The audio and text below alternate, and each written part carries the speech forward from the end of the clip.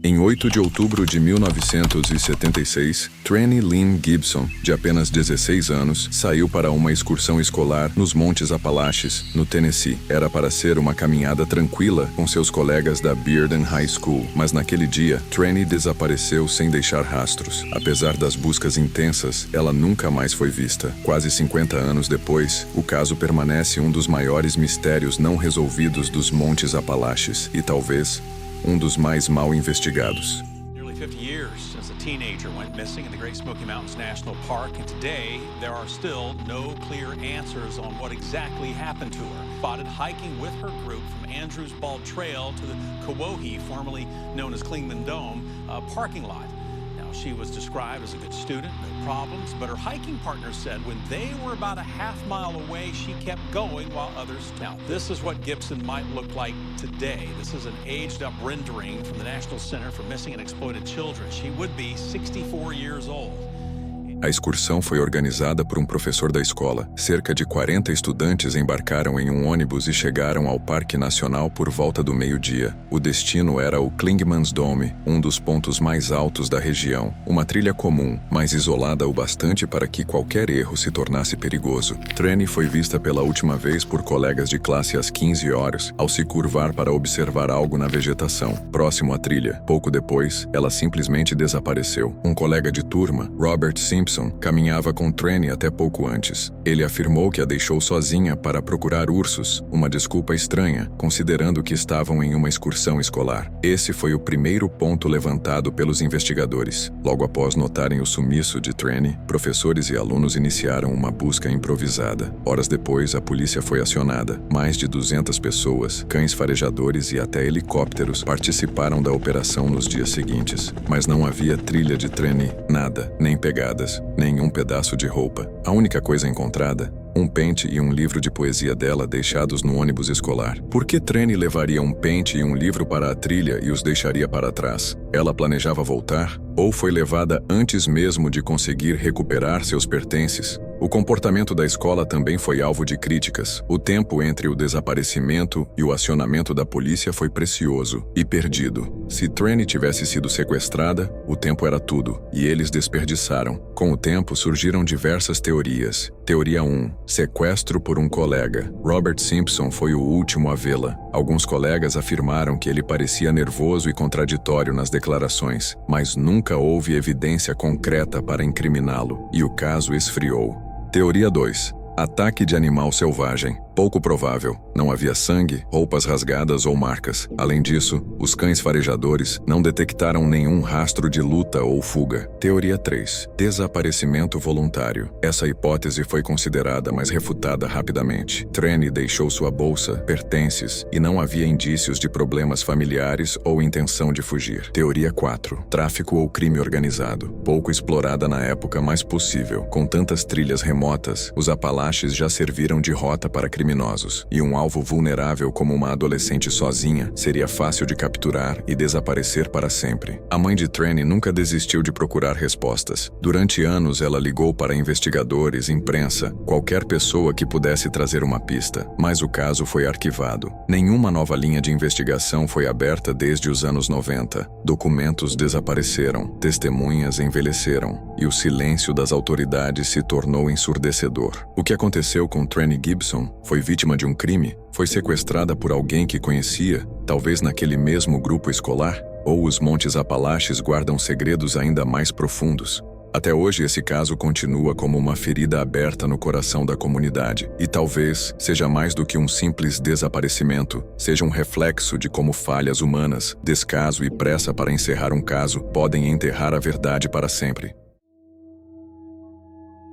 Na pacata cidade de Corbin, Kentucky, o ano era 1971. Em uma casa modesta no coração da noite, um casal comum fez algo totalmente fora do comum. Claude e Sue Shelton saíram de casa, deixando seus 3 filhos pequenos dormindo sozinhos. Disseram que voltariam logo, mas nunca mais foram vistos. O desaparecimento dos Sheltons é um dos casos mais desconcertantes da história dos Apalaches, não apenas pela ausência de respostas, mas pela quantidade de perguntas que jamais foram feitas, ou que talvez tenham sido propositalmente ignoradas. Era por volta das 2 da madrugada do dia 21 de maio de 1971, quando Claude, um vendedor conhecido na região, e sua esposa Sue disseram aos filhos que iriam até uma parada de caminhões comprar um lanche rápido e um pouco de café. Essa parada ficava a poucos quilômetros de casa, numa estrada bem conhecida por motoristas da região.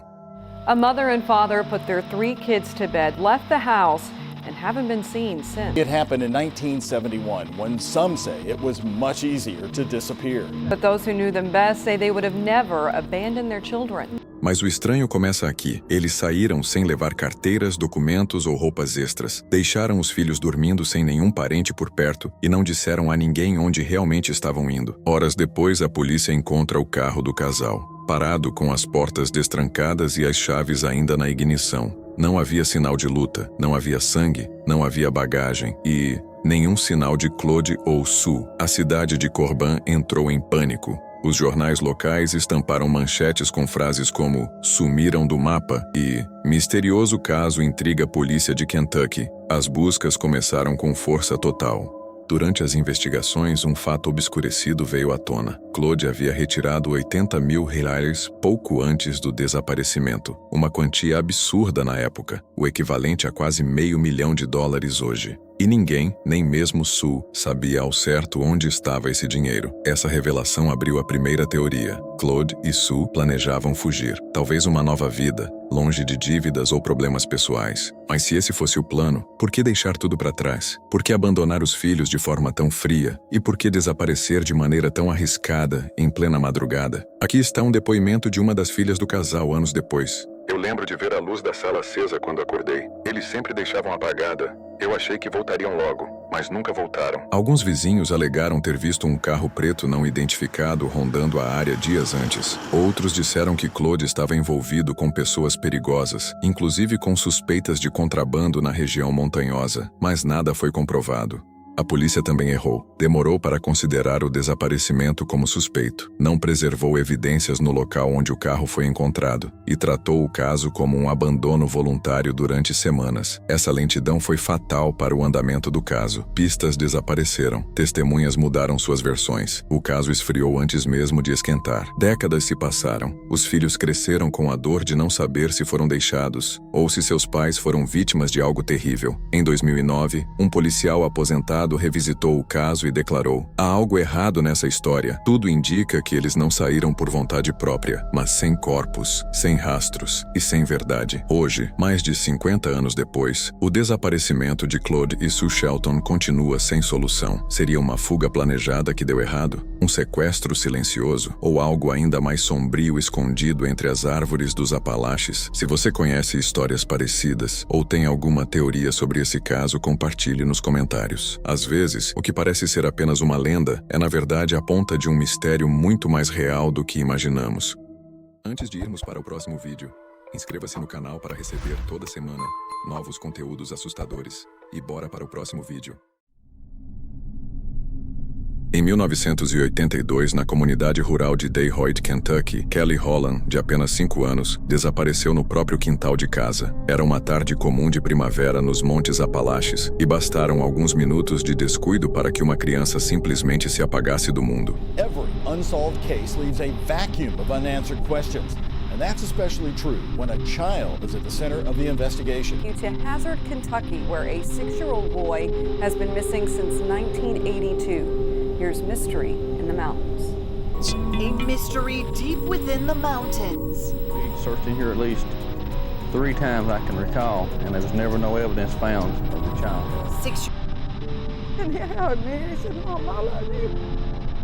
O caso foi rapidamente tratado como um desaparecimento comum, mas o tempo, as contradições e os detalhes não explicados levantaram dúvidas sobre o que realmente aconteceu naquele dia. Porque às vezes, o que parece um acidente pode ser algo muito mais escuro, escondido entre árvores, silêncios e pessoas que sabiam demais. Era o dia 19 de abril de 1982, pouco depois das 16 horas. Kelly Holland brincava no quintal de sua casa em Detroit, enquanto a mãe fazia tarefas domésticas dentro da residência. A área era cercada por floresta, mas não havia nenhum histórico de ataques de animais ou desaparecimentos ali. Segundo a mãe, ela saiu por 5 minutos para atender um telefonema. Quando voltou à janela, Kelly havia sumido. A família procurou por Kelly ao redor da casa, gritando seu nome. Nenhuma resposta. Em menos de 1 hora, a polícia local foi chamada. Mas aqui começam os problemas. A resposta das autoridades foi lenta e desorganizada. Segundo relatórios posteriores, nenhum perímetro foi isolado nas primeiras horas, e vizinhos e voluntários pisaram em áreas que podiam conter pistas. E o mais assustador, nenhuma pegada de Kelly foi encontrada, nem no barro, nem entre as folhas. Era como se ele tivesse sido puxado para fora da realidade, sem barulho, sem luta, sem deixar rastros. A primeira teoria levantada foi a de rapto por um estranho, mas Detroit tinha menos de 300 moradores. Todos se conheciam, e ninguém havia visto carro algum estranho, nem notado movimento suspeito perto da casa. Um morador, no entanto, relatou algo bizarro. A floresta estava mais silenciosa que o normal aquele dia. Nenhum pássaro, nenhum som de esquilo, como se a mata tivesse segurando o fôlego. Em poucos dias, cães farejadores foram chamados, mas nenhum deles conseguiu seguir o cheiro de Kelly por mais do que alguns metros além da varanda. Mais estranho ainda, os cães se recusavam a avançar na direção da floresta, como se estivessem assustados ou confusos. Um dos oficiais relatou que um dos animais sentou e começou a tremer, sem explicação. Com o tempo, surgiram novas suposições. Teria Kelly sido levado por alguém da própria comunidade, num crime encoberto? Havia histórico de violência ou abuso na vizinhança? Ou teria ele se perdido na floresta e morrido de forma natural, mesmo sem deixar sinais? Mas então surgiram relatos que estremeceram ainda mais a confiança no caso. 2 vizinhos afirmaram ter ouvido uma voz infantil chorando no meio da floresta naquela mesma noite. Mas, estranhamente, os sons nunca pareciam se aproximar. Era como se a voz estivesse girando em círculo, sempre a alguns metros de distância, como se estivesse sendo imitada. Esse detalhe, ignorado pela polícia, alimentou teorias mais bizarras, de raptos por grupos ocultos, fenômenos paranormais e até criaturas locais conhecidas pelas lendas dos Apalaches como os Mimics, seres que imitam vozes humanas para atrair suas vítimas. Kelly Holland nunca foi encontrado, nenhum vestígio, nenhuma roupa, nenhum osso. Ele desapareceu ali mesmo, no próprio quintal, em plena luz do dia. O caso foi arquivado anos depois, oficialmente classificado como desaparecimento não resolvido. Mas a pergunta continua: como alguém pode desaparecer tão completamente, a metros da própria porta? Se você também acha que esse caso merece ser reaberto, ou tem uma teoria diferente, comente. Talvez ainda haja tempo para revelar o que a floresta escondeu por mais de 40 anos. Em 1990, a pequena cidade de Morehead, Kentucky, era o tipo de lugar onde todos conheciam todos. Gladys Kidd, de 71 anos, vivia ali sua vida pacata, viúva, avó dedicada, ativa na igreja, sempre presente nos eventos locais. Sua vida parecia simples, previsível, até não ser mais. Nos meses que antecederam seu desaparecimento, algo em Gladys mudou.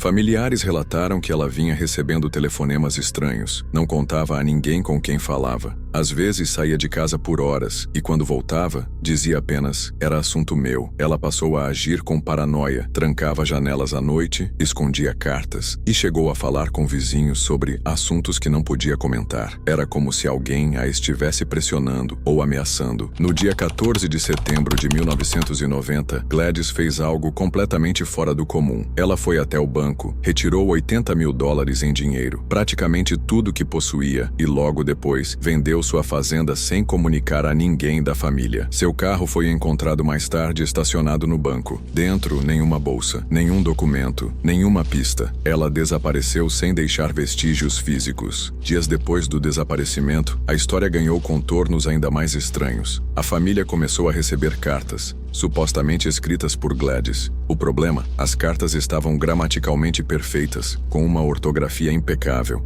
algo que não condizia com a forma como ela normalmente escrevia. Era como se outra pessoa estivesse redigindo, alguém tentando imitar sua voz. As cartas diziam coisas vagas como: estou bem, estou fazendo o que preciso, não se preocupem comigo, mas nenhuma explicação sobre onde estava, com quem ou o motivo. A polícia local investigou o caso, mas logo esbarrou em obstáculos. Não havia testemunhas do momento do desaparecimento, nenhuma movimentação bancária posterior, nenhuma câmera na época para registrar sua saída, nenhuma denúncia de sequestro, pois tecnicamente ela havia desaparecido por vontade própria, e ainda assim, nada fazia sentido. Muitos acreditam que Gladys foi coagida a sacar o dinheiro e desaparecer, talvez estivesse sendo chantageada ou enganada emocionalmente. Os telefonemas misteriosos sugerem que alguém a influenciava por semanas antes do sumiço. Outra possibilidade: Gladys foi vítima de um crime premeditado. Alguém pode ter arquitetado tudo, ganhado sua confiança, feito promessas, manipulado e depois se livrado dela. A ausência de provas alimenta essa ideia. Poucos acreditam que Gladys tenha fugido voluntariamente, mas se o fez, por qual motivo? Quem se esconde aos 71 anos com $80 mil, abandona filhos e netos e não volta nem em leito de morte? Mais de 3 décadas depois, nada foi encontrado. Nenhuma conta em outro estado, nenhuma identidade falsa, nenhum corpo, nenhuma pista concreta. Gladys Kidd continua sendo uma das desaparecidas mais enigmáticas de Kentucky. Um caso que mistura drama familiar, crime possível e um rastro de perguntas que ninguém soube responder. O que aconteceu com Gladys Kidd? Fugiu de algo ou de alguém? Foi vítima de uma conspiração bem arquitetada ou estava apenas cansada de viver a vida que todos esperavam dela? Nos Montes Apalaches, as trilhas nem sempre levam a respostas. Às vezes, elas só levam ao esquecimento. Se você chegou até aqui e curtiu o vídeo, não esqueça de se inscrever no canal e deixar seu like. Isso ajuda muito. E aproveita que eu separei mais um vídeo aqui em cima para você assistir agora.